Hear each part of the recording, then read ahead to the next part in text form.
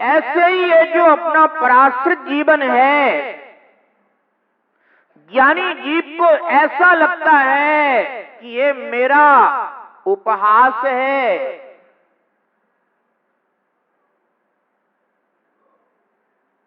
मैं कब स्वाश्रित हूं और कब ये मेरा पराश्रय छूट जाए।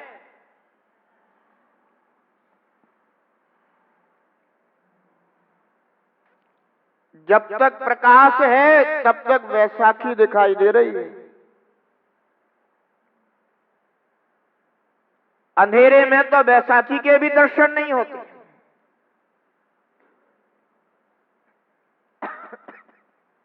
जब तक पुण्य का उदय है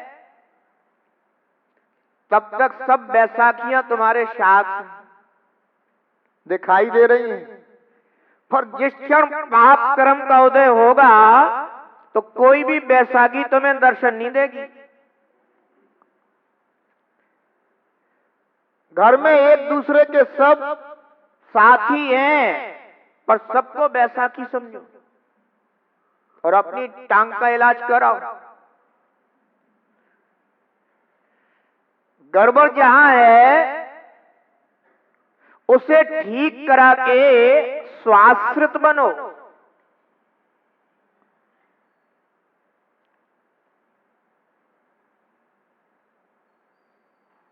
मैंने कुछ पंक्तियां लिखी थी कि आए नहीं कांधों पे ना कांधों पे जाएंगे,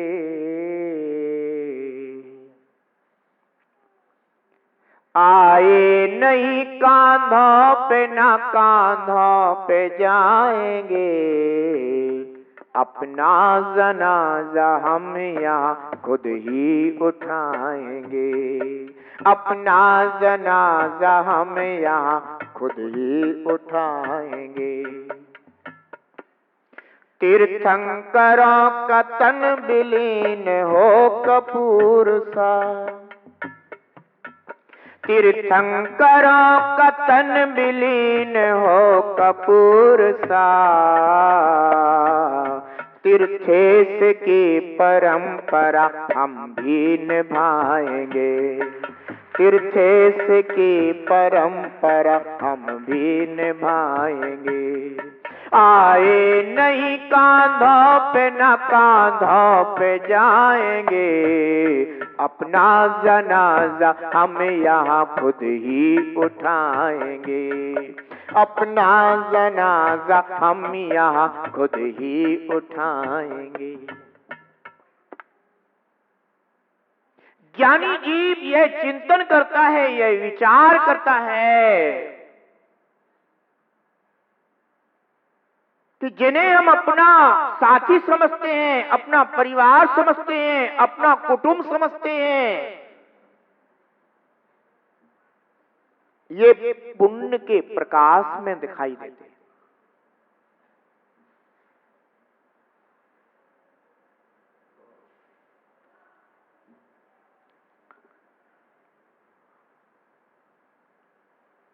जब सुकुमार के पिता को वैराग्य हो गया और वो निर्ग्रंथ योगी हो गए, तो सुकुमार की मां ने यह आदेश दे दिया कि इस घर में कोई भी निर्ग्रंथ मुनि प्रवेश नहीं करेगा।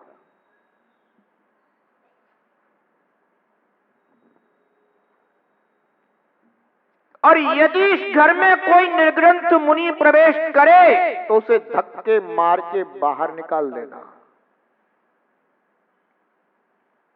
एक समय ऐसा था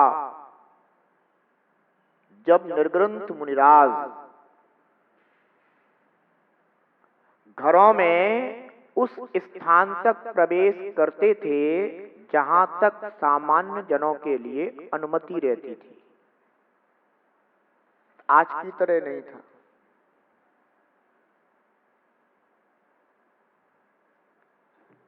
और वहां तक वो पहुंच जाते थे, फिर ग्रह स्वामियों को पता चलता था कि ओ मुनिराज आए हैं, परगाहन कर लो।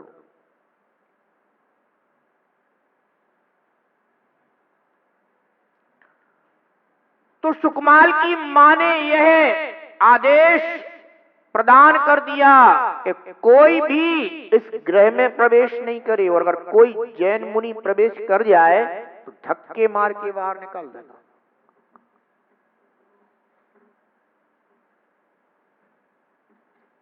सुकमाल के पिता एक दिन विहार करते हुए अपनी ही नगरी में आए, और वो अपने ही घर में उपस्थित हो गए। जैसे ही सेवकों को यह पता चला कि स्वामी आए, क्योंकि वो ही उस गृह के स्वामी थे, तो थोड़ा उनका भाव जागृत हुआ स्वामी के आदर सत्कार का। पर सुकमाल की मां ऊपर से यह सब देख रही थी। जैसे सबने स्वामी को देखा, उधर सुकमाल और उनकी धायमा वो भी बैठे हुए थे, तो मुनराज को धक्के देकर के सेवकों ने बाहर निकाल दिया।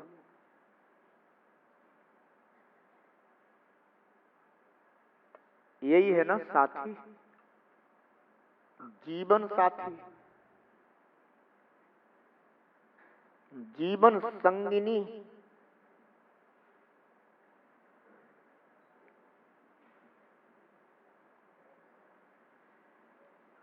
जो बैसाखी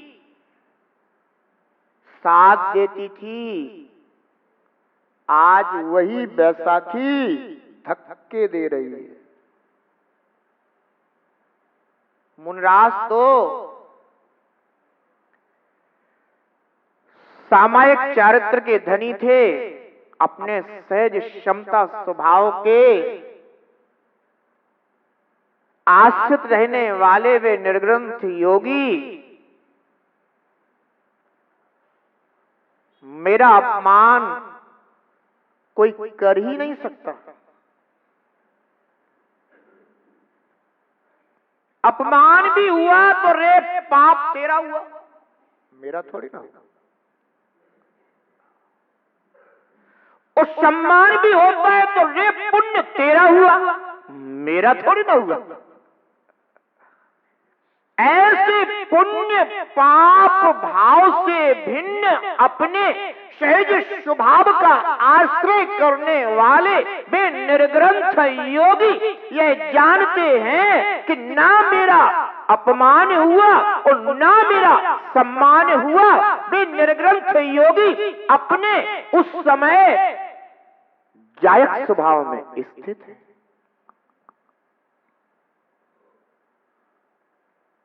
चले गए गिरधर स्वामी।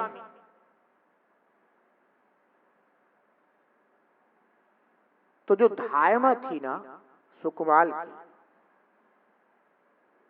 तो उसके थोड़े से आंखों से अश्रु झर गए।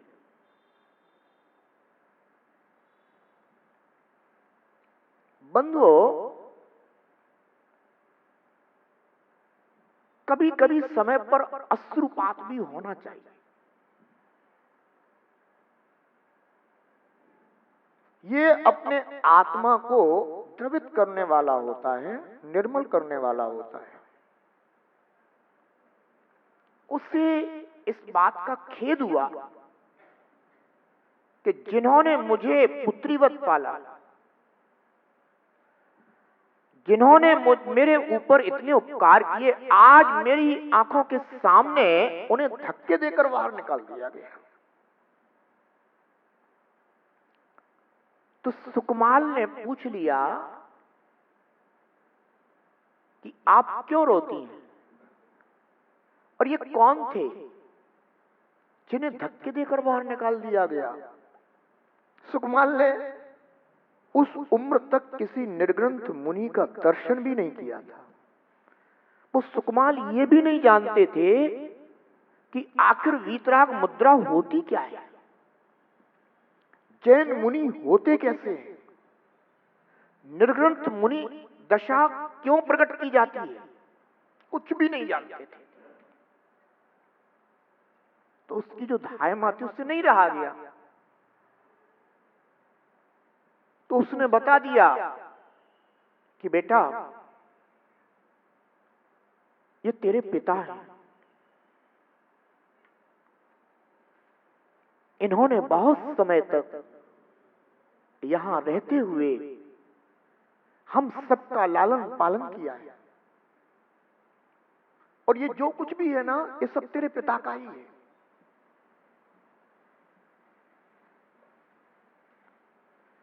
और तू आज जो कुछ भी यहां भोग रहा है ना ये सब तेरे पिता का ही है।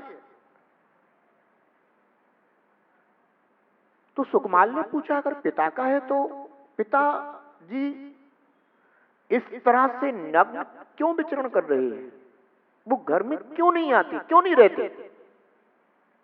तो धायमा ने कहा बेटा उन्होंने अपने आत्म कल्याण के लिए, आत्महित के लिए इन संसार के बंधनों का परित्याग कर, मोह के बंधनों का परित्याग कर, सब साधनों का परित्याग कर निर्ग्रंथ भगवती जिन दीक्षा धारण की है,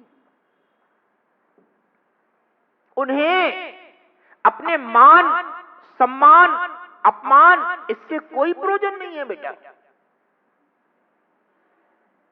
अब वो इसे अपना घर नहीं समझते,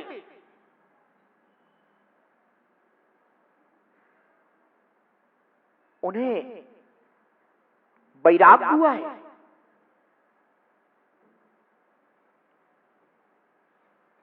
और यह वैराग्य तीर्थंकर आदि महापुरुषों ने धारण कर संसार के दुखमय बंधन से मुक्ति प्राप्त करने के लिए धारण किया था। वही मार्ग आपके पिता ने अपनाया है, और यह मार्ग महान पुरुषों के द्वारा अपनाया जाता है।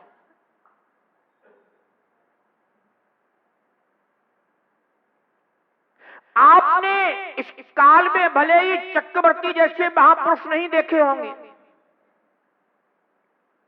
आपने इस काल में भले ही नारायण बलभद्र जैसे महापुरुष नहीं देखे होंगे,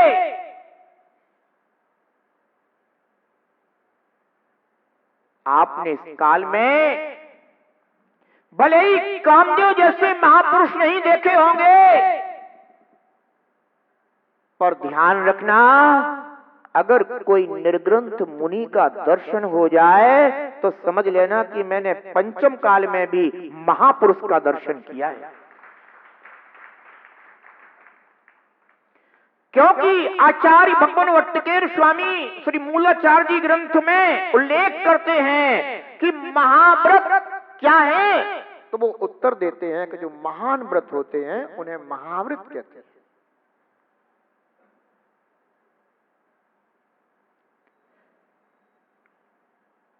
फिर उन्होंने एक दूसरी परिभाषा दी, जो महान पुरुषों के द्वारा धारण किए जाते हैं वे महाव्रत कहलाते हैं। इसलिए अगर कोई निर्ग्रंथ महाव्रती का दर्शन हो जाए तो ये समझ लेना कि मैंने पंचम काल में भी महान पुरुष का दर्शन किया है।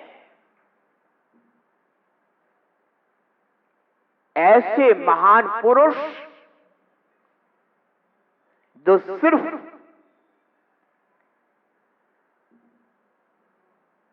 महान पद को ही प्राप्त करने वाले होते हैं। चक्रवर्ती आदि हाँ वो तो दुर्गति को भी प्राप्त हो सकते हैं, पर इन महान व्रतों को धारण करने वाले महायोगी वे महापदों को प्राप्त करते हैं।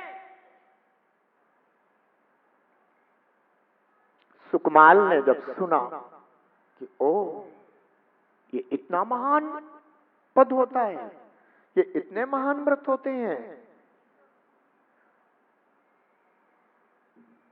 और फिर मां ने इनको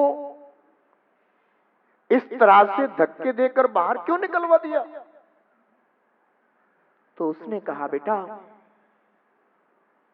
संसारी जीव मोह से ग्रसित रहते हैं और वो हमेशा यह चाहते हैं कि हमारे जो परिवार कुटुंब के लोग हैं वे हमारे ही साथ रहे। पर बेटा, ये साथ कभी शाश्वत नहीं रहता, एक ना एक दिन अवश्य छूट जाता है। पर जो मोह की परिणति है वह उस जीव को अपने आत्मिक में प्रवृत्त ना कराकर मात्र अहित में ही प्रवृत्त कराती है। तुम्हारी मां को डर है बेटा कि कहीं तुम इसी तरह वीतरागी संतों के स्वरूप को देखकर, उस मुद्रा को देखकर स्वयं भी वैराग्य को प्राप्त ना हो जाओ। मां तुम्हारा साथ चाहती है, इसलिए उसने अपने ही जीवन साथी को धक्के देकर बाहर निकलवा दिया।